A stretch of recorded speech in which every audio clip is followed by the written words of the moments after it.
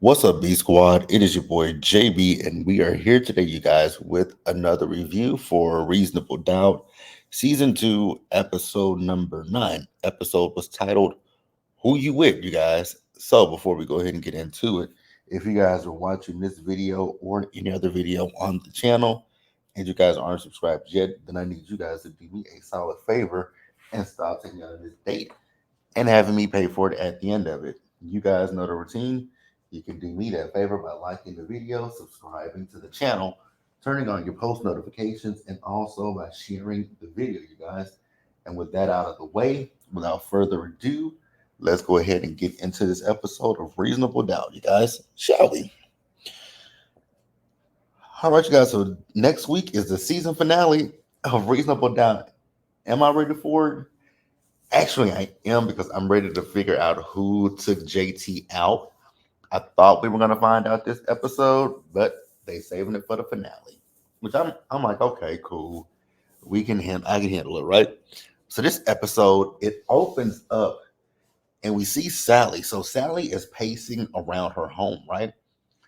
And the TV is on and the reporter is talking about Chanel's case. And so then Sally went and got a drink, and I was like, girl, what kind of secret are you, like what secret are you holding with Chanel? Because we all know now that there's definitely a secret with Chanel and Sally. The interesting thing with Chanel and Sally, to me, in this episode and even in last week's episode, the end of it is the fact that y'all are talking on these monitored phone calls from this jail. So anybody can hear these conversations. But I was like, okay, if that's what y'all want to do, that's what y'all want to do. So we see as Sally, like I said, she's having a drink. So Chris came to check in on her, and she's like, "Oh, so now you want to talk?" And he said, "Well, you are my wife and the mother of my kids, so I do care about you, right?" So she said, "I don't believe you," and so she got close to him, and then Sally decided to go down on Chris. I was like, "Oh, okay." So Chris was feeling it, and then he raised Sally up, puts Sally against the wall, pulls Sally's drawers down, and goes in.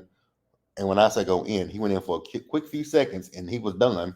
And then after that, he's back to not really, rocking with Sally. I was like, okay. So angry sex. Got it. Cool. So next we see Jax, you guys. So Jax was, like I said, Jax was went to Lewis and she showed Lewis the vape that Spencer had, right? And she was like, you know what? We can't really be too hard on the little nigga because we still ain't told him. We still ain't told him about your baby coming, right? So she did. So she asked him. He was like, "When do you want to tell the kids?" He was like, that is a good question. When are we going to tell them?" And she was like, "Whoa, whoa, whoa, bro, that's your show. Like, I'll be there, just when you talk to them. But as far as telling them, that's something for you to do, right?" So then, he said, "Well, how about we wait until the baby is here?" And I was like, hmm. I was thinking about that because I was really thinking like, is that a good decision to make? Do you wait until the baby's here, or do you actually tell the kids now? Because because here's the thing with the kids, they could be mad at you. Could tell them now, and they can be mad at you. And by the time the baby gets here, then they can have time to work through those emotions.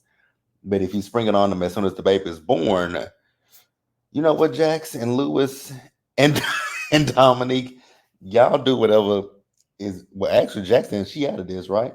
She's just gonna be there. But yeah. I mean, it's an interesting thing, right? So then Jax asked him, how everything is going with him, right? And he, because she said she saw one of his coders quit, and so he said that he's going to promote Lena. Then he asked her how was she, and she was like, we're still trying to get Ebony to take the stand. And then, he asked her, well, personally, how are you? She says, oh, I'm good, right? She said, the meds are helping. Her not being first chair is helping her too, right? So then we see that these two ended up smoking Lil Spencer's vape. I was like, y'all ain't ish, right? So then we see Corey. So Corey called Jax and saying that Ebony has agreed to testify, right? But he told her she has conditions. So then we hear Chanel saying, "What the fuck is she doing here?"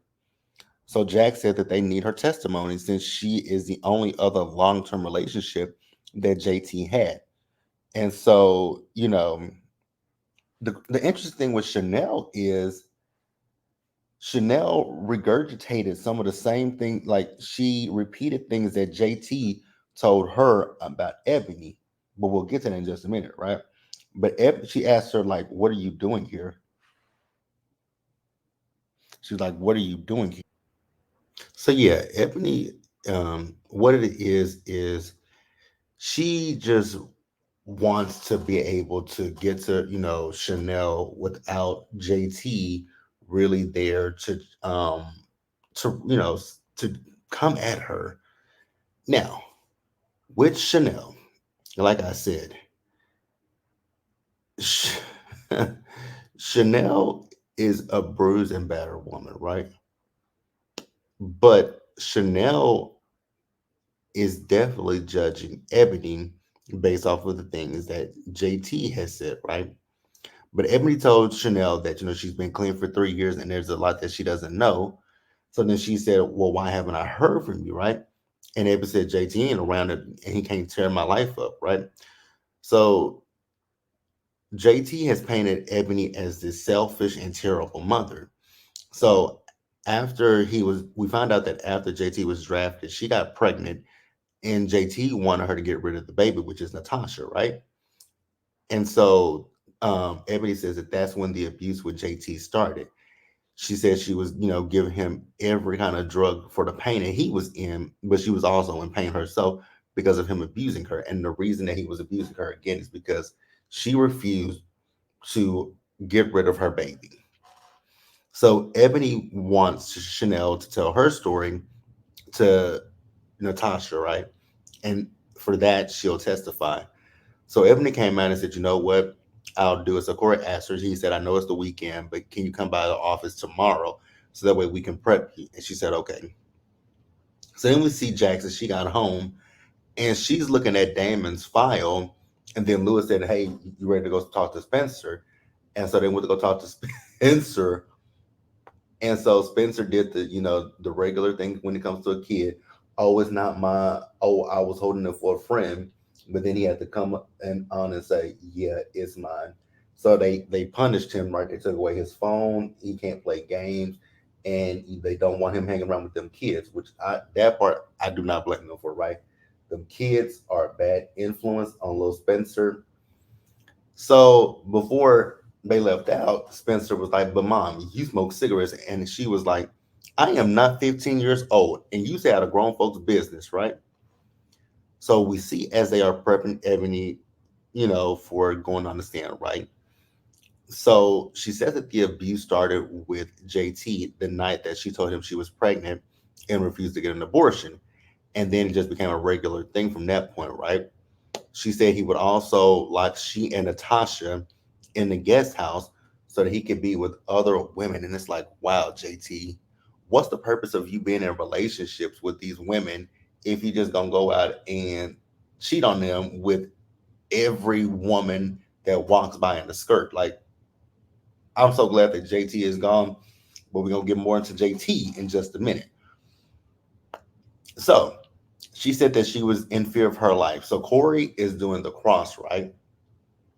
And he asked her, "Okay, so why don't you have custody of your daughter?" And she was like, "Well, it costs money to fight these cases, right?" And so Corey was like, so that's the only reason why you don't have your daughter." And she was like, "No." She's like, "I don't have my daughter," because she was trying to put it all on JT and Mavis and that they were wanting to do this custody battle with her. And so she says, "No, I lost my baby because of my addiction to painkillers." And she said, and I had to go to court ordered rehab, but JT kicked me off the insurance. And with me getting kicked off the insurance, I got kicked out of rehab. And he was hoping that that would happen, right? So then we see as, someone is watching Ebony, right? And it's JT's old raggedy ass mama behind every ain't shit nigga, there's an ain't shit mama. And oh, Mavis is that raggedy bitch, right? So Mavis walked up on Ebony, and I realized that's the problem. JT's mama, you want to coddle your son. You knew what your son was doing, and you just didn't give a damn about these women. And then you have granddaughters, so your granddaughters are supposed to think that that's the way a man's supposed to treat a woman. Absolutely not.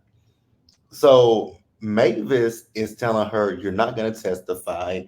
She says, "Because when you were on drugs, I have a list of things that you did," and basically she'll give it to the DA, and they can make her paint her as a bad person, and then Natasha will then see this, and oh, you're so clean, so you won't have your drugs to fall back on, baby. I would have cocked back and slapped the fire out of that devil's face.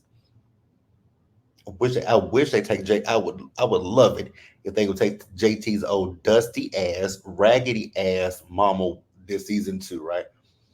So the next morning we see Daniel on the phone with Jax, and we have a problem.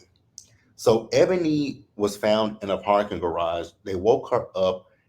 Ebony was slurring because Ebony has taken um dang, she's drank some alcohol, and she's taken this diazepam, I believe that's how it's pronounced. And she just told them that she was nervous, and so they got her to the hospital. And with Corey, when the doctors saw Corey, the doctor told Corey them like, it's a good thing that you guys got her here when you did, right? So Corey is talking to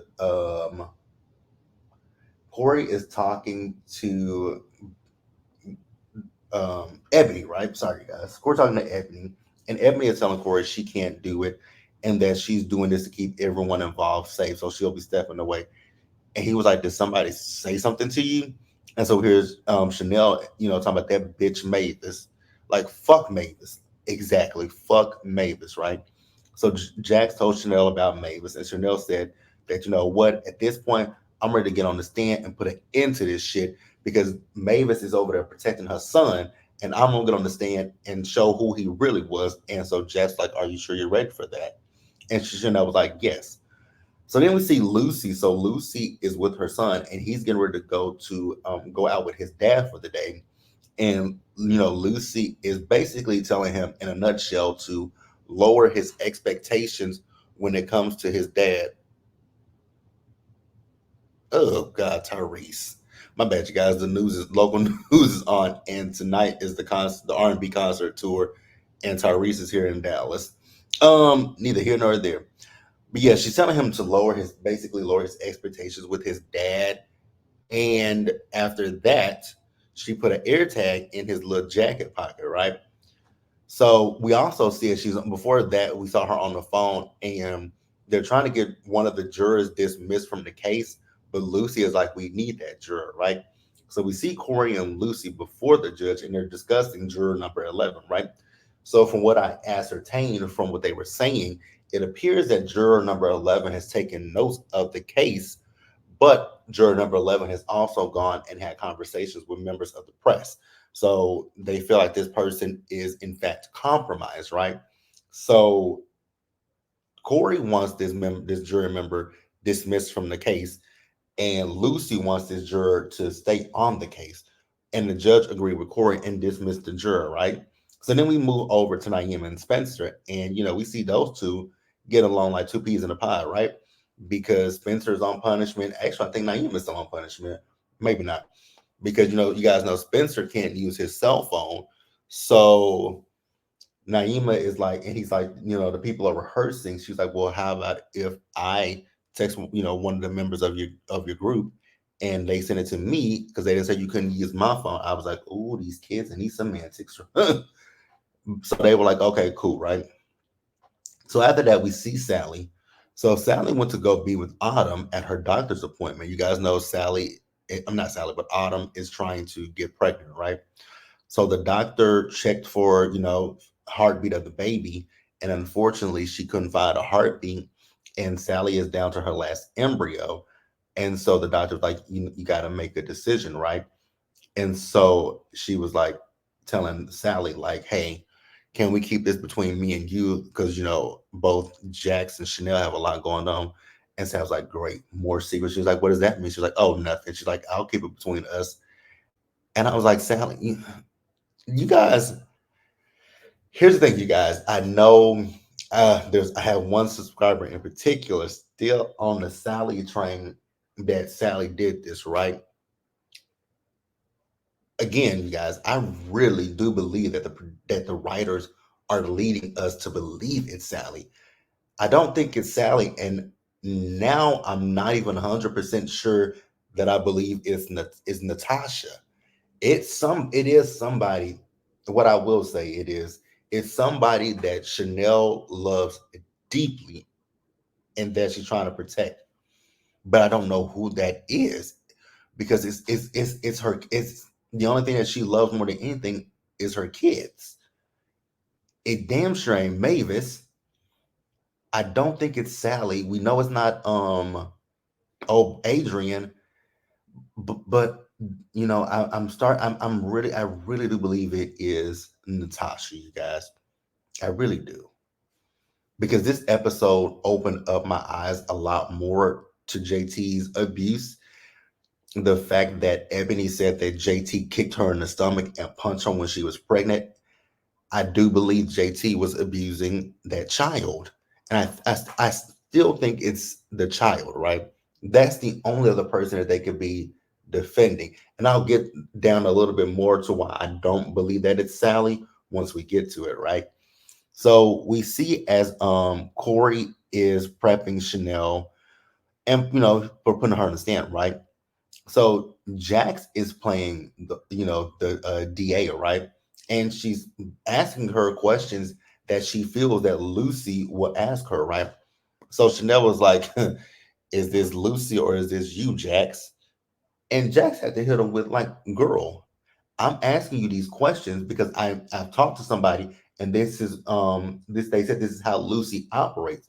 So I'm trying to prepare you for being on that stand because Lucy's gonna come at you in a way that at first is going to be like she's sympathizing with you, but then she's going to flip the script on you. And so Jax told her that don't take anything personally. Like I need you to let go of that insecurities and be the woman who endured hell and is still standing here today. So what are you gonna do? I was like, hey man, Jax, I was here for it. So then we see Daniel. So Daniel is with Corey and Jax, showing them the jury, right? How the jury's makeup is, how he showed them the ones that that they chose, and he's also showing them the ones that the DA chose, right? And then he's showing them ones that's been dismissed, the ones that have been added as replacements, and right now, the odds are stacked in their favor. And then we see as Mike and Lucy are talking, right? And Mike was saying, he was basically saying to Lucy, like, I told you not to underestimate them, right? So he suggested that maybe she float a plea deal to Chanel, right? So Corey came in with the offer, and it was 10 years in prison, and it would be manslaughter. I was like, 10 years in prison? Absolutely not. And she has kids. Like, I don't know if I would be able to go for that, but okay. So then Chanel, like I said, Chanel said no because Chanel thought about the alternatives, right? She's like, so I would be a convicted murderer. She said, then what about cousin to my kids? That would be up in the air, right? She said, and then she said, so I would be a convicted felon. She said, I would have to put that on my job applications. And she was like, so I would be, and what about the money that JT had that was in my name? And just like they might try to hold that from you, right? So she said I would be broke, unable to get a job, and probably wouldn't even have my kids. So it's a no. Put me on the stand, right? So after that, we see but Jax also did tell Chanel that she feels that she's hiding something from her, right? And so we move on and we see Jax. So Jax met up with Autumn, right? And Jax was being showing empathy towards her friend for losing her baby. And then Autumn asked about Chanel, and she said she's doing okay, she's taking it one day at a time. So then they talked about Sally and how Sally is really taking on a lot when it comes to this case with Chanel, right? Because they said that she's an empath, and I was like, oh wow, because I'm definitely an empath myself, so I do take on people's feelings sometimes, right? And they'd be like, oh God. Now we see Sally. So Sally went to go see Chanel, right? And she asked her, why hasn't she saw her? And Chanel was like, well, girl, I'm testifying. So I needed to focus hard on that. So Sally asked her, did you tell Jax the truth? And she was like, um, no. She said she's sticking to the original plan. So Chanel asked her, did you get drunk and tell the truth to Autumn and Jax? And she was like, no, I didn't. So then they got into it with each other because Chanel called Sally selfish, right? And Sally was like, girl, I helped you with everything. Like, I put my house up for you. My husband hates me, but I'm the selfish one. So, you know what, girl? I'm going to end up leaving here and you ain't even got to worry about it, right? And I was sitting here thinking to myself the entire time again, it's like, don't y'all know that those calls are recorded and monitored? Not even for quality assurance purposes, but those calls are literally recorded. But okay. So it's time for Chanel to take the stand, right? So Corey was first up, and he was just asking Chanel to, paint the marriage to him, right? She said how things started out good in the beginning. He wooed her.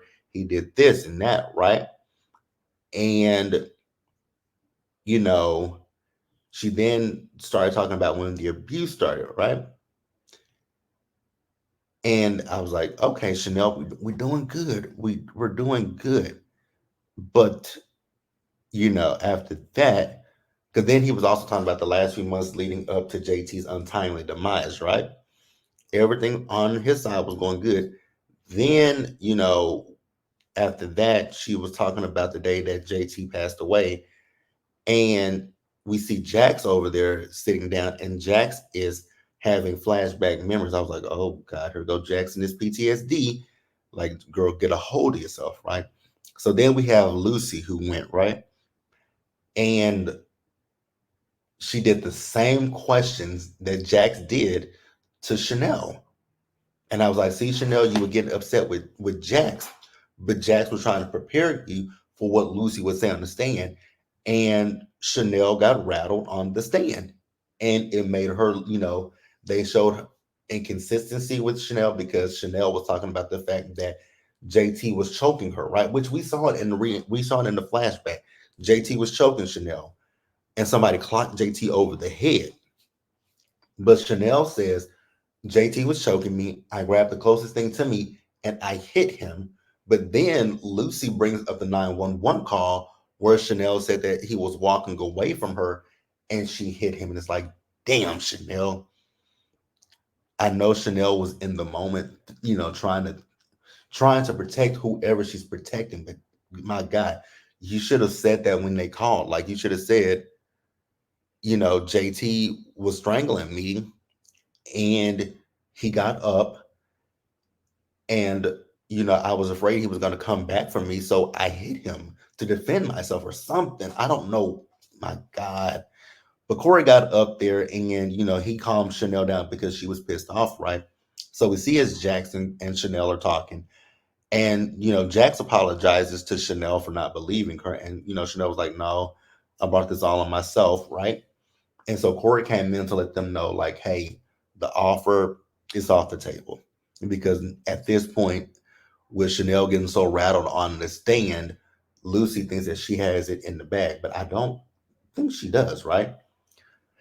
So we see Corey, he's feeling bad about himself and, not taking the deal. And Jax told him, like, no, you because she at one point Jax was telling him because he don't want to take the deal. And Jax like, you're only doing this because of your other case. And he was like, don't do that. But then he said to her in this scene, he was like, you're right. I was doing it because of that. Right. And he was like, he was asking her if she wanted to close. She's like, no, you do the closing. Right. And she wished him luck. So then we see Jax. She went to go see Daniel and Crystal, and Crystal is studying for her LSAT because she didn't pass her practice test. So Jax stayed behind and helped, right? So after that, we see Jax got home and she went into Spencer's room, and she told Spencer, you know what, you were right, but she also told him like, smoking can become a habit, right? And on my side, on my dad's side of the family, you know, addiction runs, and she doesn't want Spencer to, get to that point, right? So she hugged Spencer, and talking about he's her baby, and Naima saw it, and I was like, oh.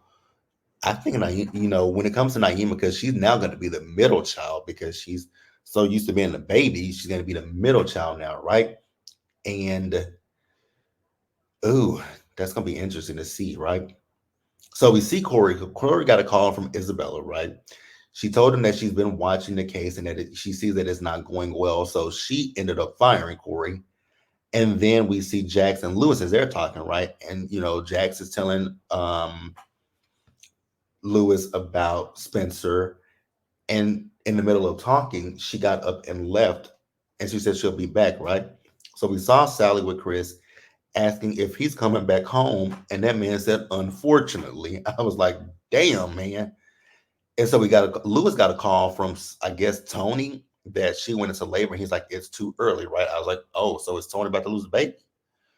Yikes. Oh, I think that's what, because I remember that in last week's episode when Jax and Tony saw each other, she did walk away wincing, grabbing her stomach. I was like, oh, yikes. Yikes. So then at the end of the episode, we see Jax. So Jax went to go see Chanel, and she says, I know who took out JT. And that's where the episode ended, you guys. So be sure to like the video, subscribe to the channel, turn on your post notifications, you guys.